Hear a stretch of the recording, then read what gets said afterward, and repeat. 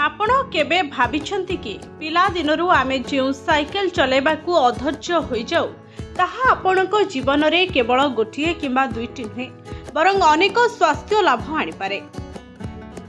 Cycle चलाइबा केवल मनोरंजन माध्यम नुहे बरं एक उत्तम व्यायाम मध्य जहाँ आपणको सुस्थ करिबारे एक बड़ भूमिका ग्रहण करे।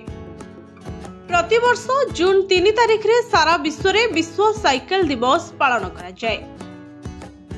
साइकेल चलाइबा केवल परिवेश पई भल नुहे बरं आमर स्वास्थ्य फिटनेस एवं जीवन शैली पई मध्य बहु लाभदायक। आपण 7 वर्ष बयसर हुंतु किंबा 70 वर्ष बयसर साइकेल चलाइबा केवल एक व्यायाम नुहे बरं फिट रहिबा एवं चाप कमाइबा पई एक नियारा उपाय।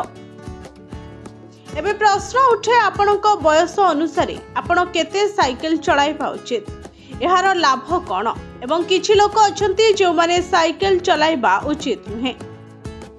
साइकेल चलाइबा समस्त बयसर लोकंक पई एक उत्तम व्यायाम किंतु प्रत्येक बयसरे एहाकू करिबार उपाय एवं समय टिके भिन्न।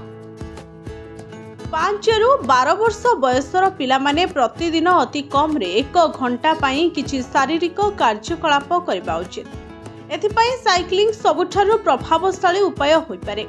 13 रु 19 वर्ष बयसर किशोर माने मध्य प्रतिदिन प्राय 60 मिनिट व्यायाम करबा उचित।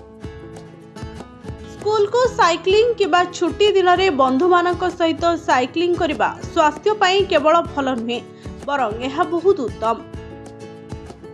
20 रु 64 वर्ष बयसर व्यक्ति माने सप्ताह रे प्राय 150 रु 300 मिनिट मध्यरे गति रे किंबा 75 रु 150 मिनिट द्रुत गति रे साइक्लिंग करबा को परामर्श दिया जाए।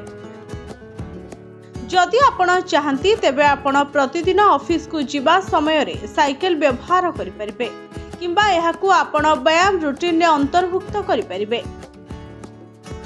66 वर्ष बयस एवं ताठारु वयस्क माने मध्य अति सप्ताह रे अति कम रे 150 मिनिट हालुका किंबा मध्यम गति रे शारीरिक कार्यकलाप करबा उचित। Bureau report STV Odia.